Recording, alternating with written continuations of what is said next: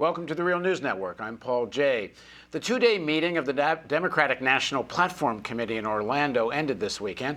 In an article for The Nation titled, "What the Democratic Party Platform Tells Us About Where We Are on War," Phyllis Bennis writes, the 35-page draft reminds us of two crucial realities: the limits of party politics, while corporate and military interests dominate both parties, and crucially, the necessity of social movements to challenge those limits and sometimes to win.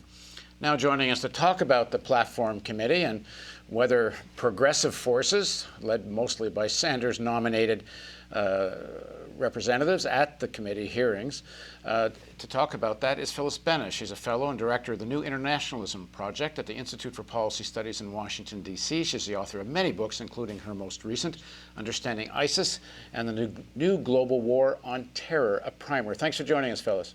Good to be with you, Paul.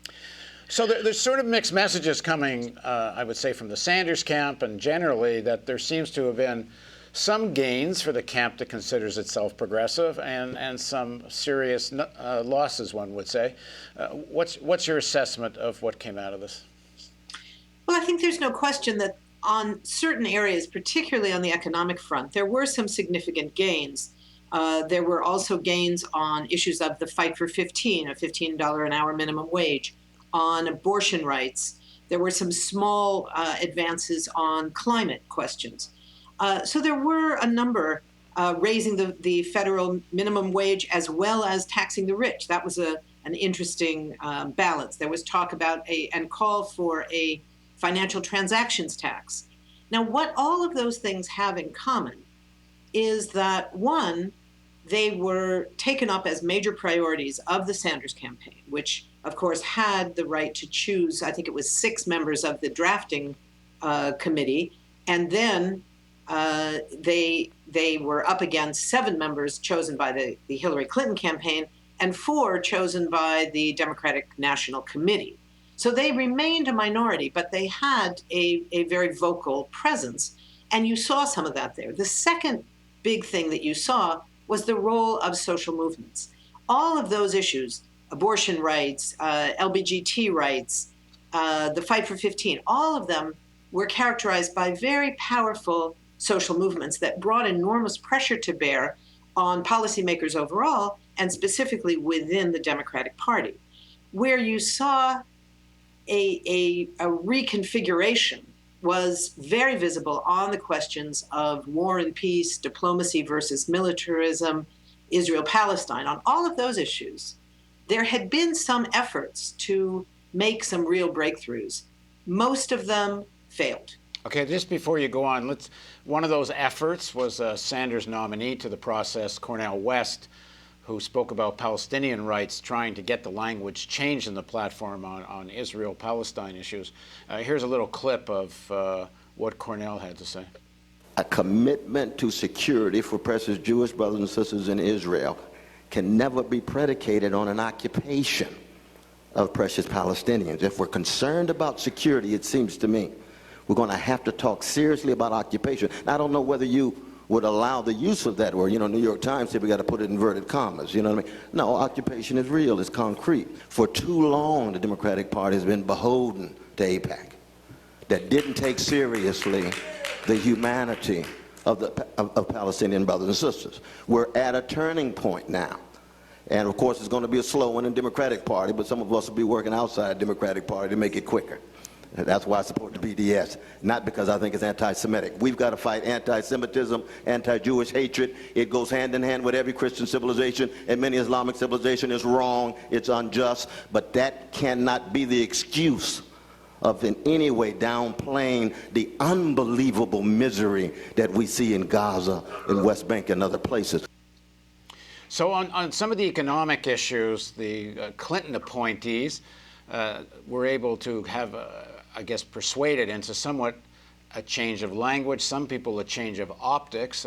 That may be of some importance. At least those issues got aired and created some change in language, although strikingly not on TPP, which was one of the critical economic issues that the Platform Committee did not give in to. Any change of language left some ambiguous thing about saying that there's a difference of opinion on these things, but certainly. But that was a very different, that was a fascinating thing to watch. The Trans-Pacific Partnership issue, which is this horrifying trade agreement that the U.S. has been, as President Obama has signed and is going to fight for ratification.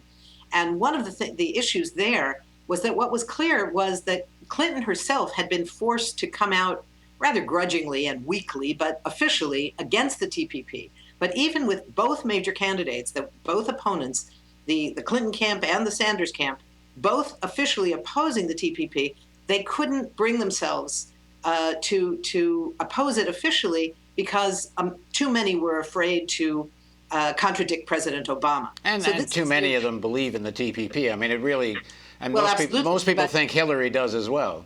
I have no doubt that she does. But as I said, she grudgingly agreed to oppose it, but then refused to allow her delegates to make that real. Right.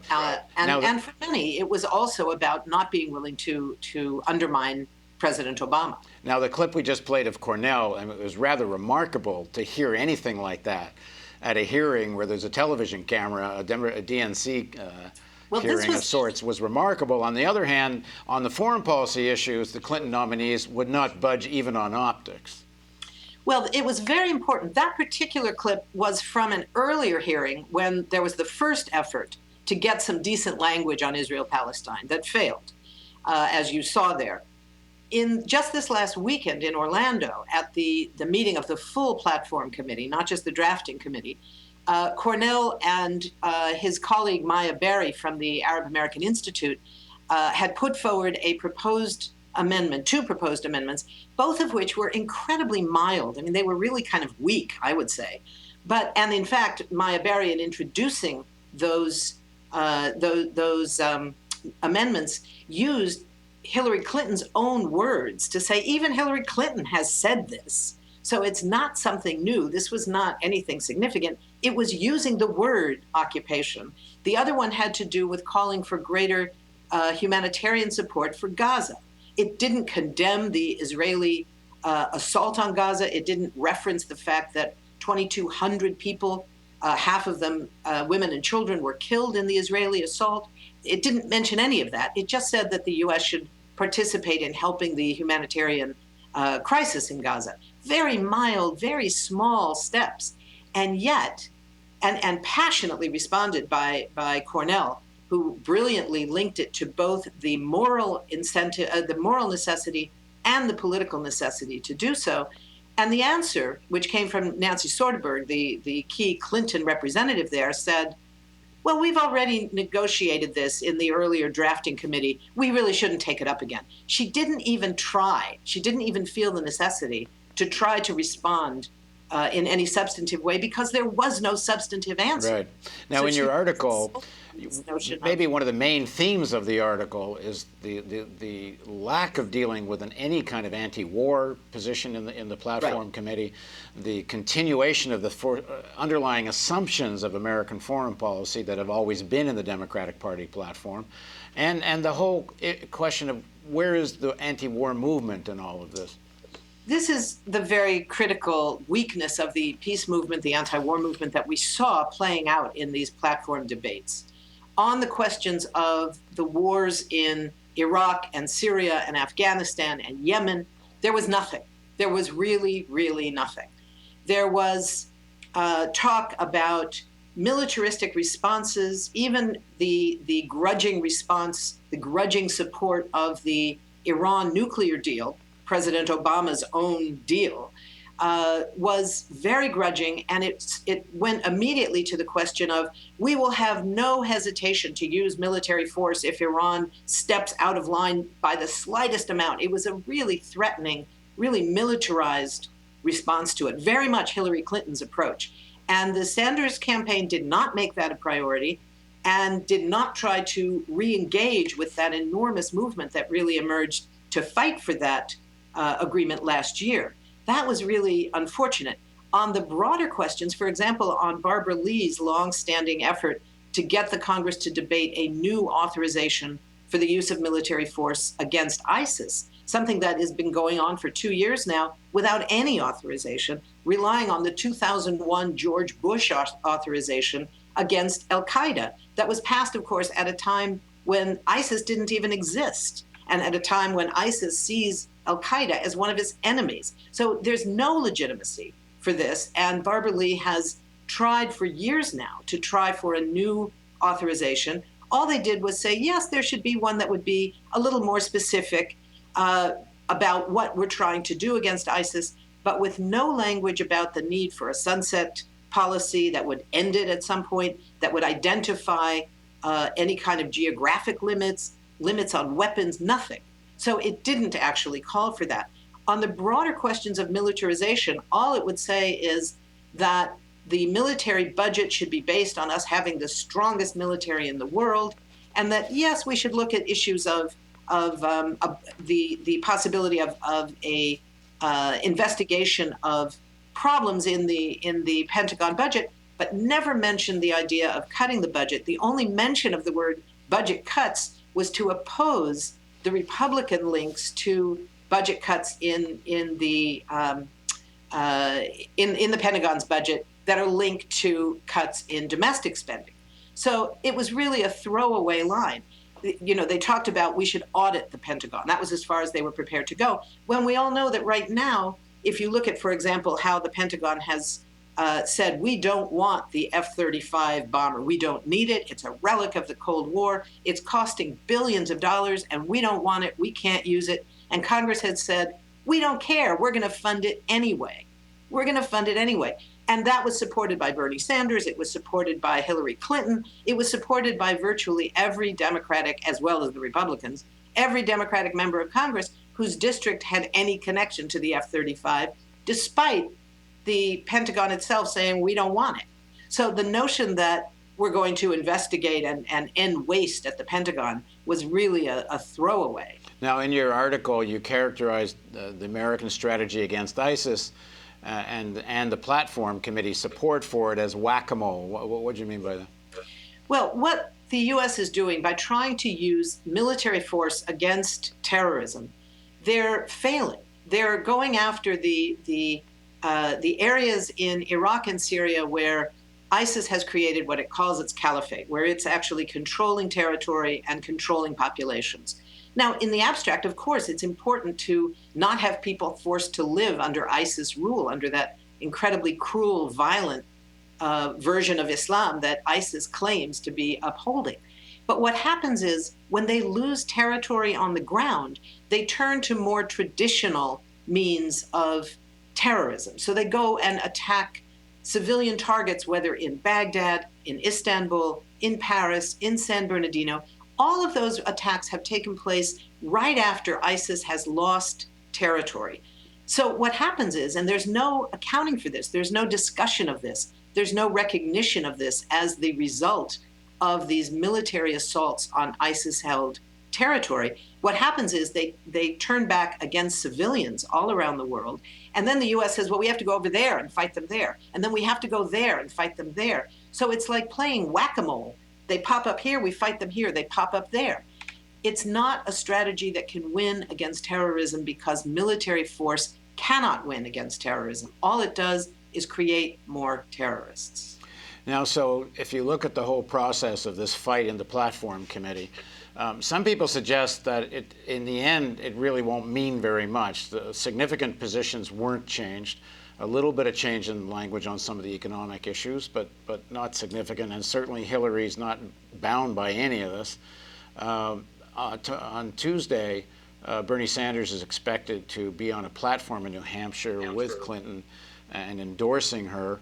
How does he deal with the very profound differences between his campaign and hers on very significant issues, and endorse her, and this priority he's established of defeating Trump? It's a complicated path he's going to walk here. Well, I think his path is less complicated. His path is a more traditional path of party politics. The goal is to defeat Trump, and so I will put aside all of these areas where we disagree. The problem is, once he does that, he no longer speaks for a huge sector of the movement that emerged in such a profound and exciting way, particularly of so many young people, first-time voters. who were pulled into the political process by the idea that Bernie Sanders stood for something different. Once he endorses Hillary Clinton and says, this isn't the time to fight about those other issues, if indeed he says or Oh, implies. yeah, we don't know he's going to say exactly that. So. I said that. If he says or implies that, that will be a huge problem. But at the end of the day, this isn't about Bernie Sanders. This is about a movement, and that movement exists whatever its titular leader does. So I think that that movement is going to survive. What we saw, again, it comes back to the power of movements. It's true that platform committee hearings and the platform language doesn't really have any impact in the real world. Parties are not bound by it, but the process of reaching it is important because it shows who has power and who doesn't, who has to be listened to and who can be ignored. Social movements that are powerful, whether it's for the Fight for 15, whether it's Black Lives Matter, have shown themselves powerful enough that they cannot be ignored. It doesn't mean that they get what they want just by declaration, but it means they have to be taken seriously in the political arena. Movements that are going through a down period, like the peace movement right now, unfortunately, the Israel-Palestine movement, the movement for Palestinian rights, the movement against support for Israeli occupation and apartheid, that movement is on the rise. And so you saw, of all of the global issues around war and peace, it was the issue of Israel-Palestine, arguably in the past the hardest one. This time was the one that came up, the one that was fought for, because it's the movement that's the strongest. Right. And this issue of the platform committee, the platform committee itself has done its work, but the convention still has to vote on this. And we've talked to a lot of Sanders delegates that are planning to continue the fight. And in fact, it's up until today, at least, Bernie Sanders has said himself they're going to continue the fight at the convention over these platform issues. I think they will probably continue the fight on the TPP, most particularly. I hope that they will fight on the Israel-Palestine stuff. I hope they will fight on the military stuff. But again, it depends which of those delegates bring something back. Every one of the defeated amendments on Israel-Palestine, on Gaza, on militarism, on the TPP, all of them can be brought back to the floor of the convention. They all had more than 25 voters. And that's all you need to bring it up as a minority position. The question will be which campaigns actually do that. And that's where the campaigns themselves, the Clinton campaign and the Sanders campaign, are going to have a lot of power. Whether individual members are able to do that if one or the other campaign doesn't want them to, I don't know how that plays out. Apparently, there's a lot of plans for organizing even sit-ins, sit-downs, walkouts. We'll see where it all heads, but I don't think this is likely to be as peaceful as Secretary Clinton would like to see it. I think it will be peaceful, but I think by peaceful, I mean people are not simply going to go along with it's not going to be the passive. script. It's not going to be passive. People are not going to go along with the script. And this is why, at the end of the day, this is about movements. It's not about campaigns for president alone. It's about the movements that rise up around those campaigns. That's what we've seen in such strength around the Sanders campaign. And hopefully that's going to continue to grow. All right. Thanks for joining us, Phyllis. Thank you. And thank you for joining us on the Real News Network.